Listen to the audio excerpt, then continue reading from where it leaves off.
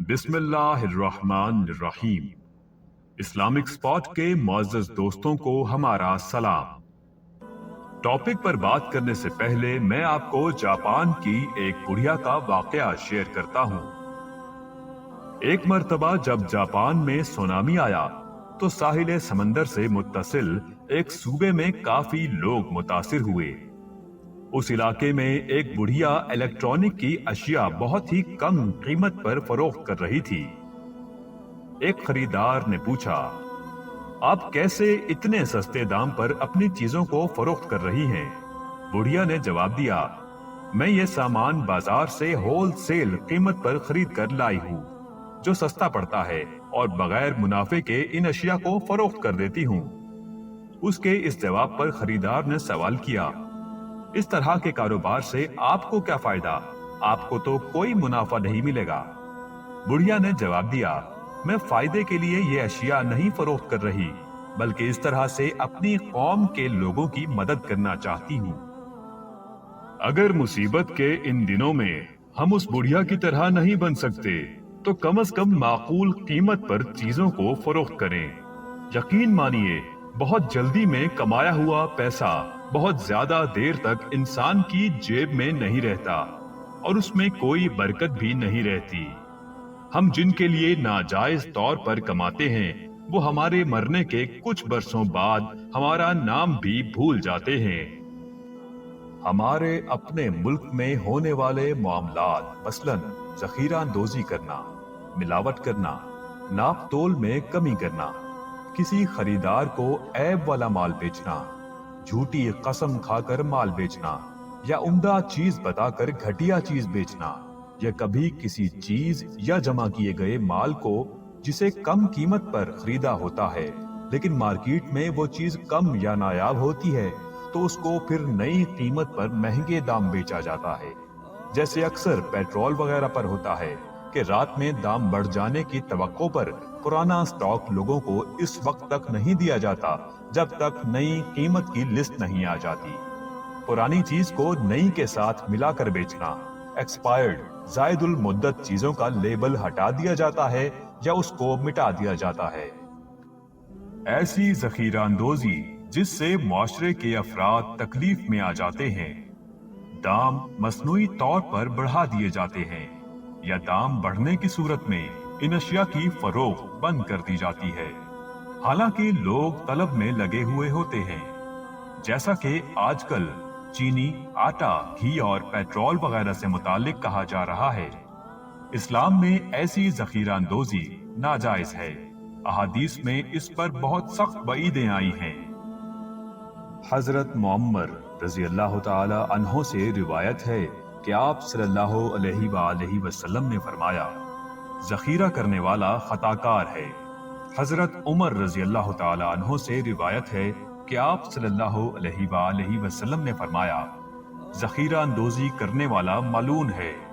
حضرت عمر رضی اللہ تعالی عنہ سے روایت ہے کہ آپ صلی اللہ علیہ وآلہ وسلم سے فرماتے ہوئے سنا، جس شخص نے مسلمانوں کے خلاف غذائی اجناس کی ذخیرہ اندوزی کی، اللہ تعالیٰ اس پر غربت، افلاس اور جذام کی بیماری مسلط کر دیں گے۔ ناپ تول میں کمی کرنا حرام ہے۔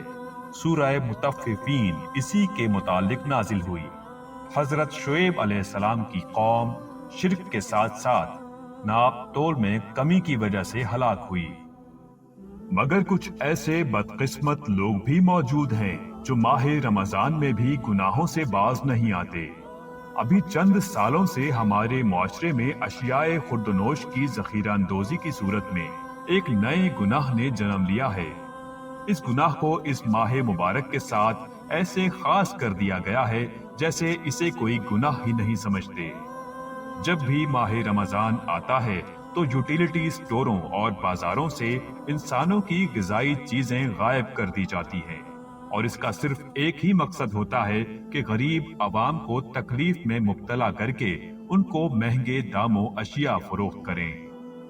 یاد رکھیے، مخلوق خدا کو مہنگائی کے اس دور میں گراں فروشی کی غرض سے اشیاء خوردنوش کی ذخیرہ اندوزی کر کے تکلیف اور قحط میں مبتلا کرنا شرن ناجائز اور حرام ہے۔ شریعت نے اس کی مذمت بیان کی ہے اور اس قابل نفرت فعل میں مبتلا ہونے والا شخص شریعت کی نظر میں انتہائی ناپسندیدہ ہے۔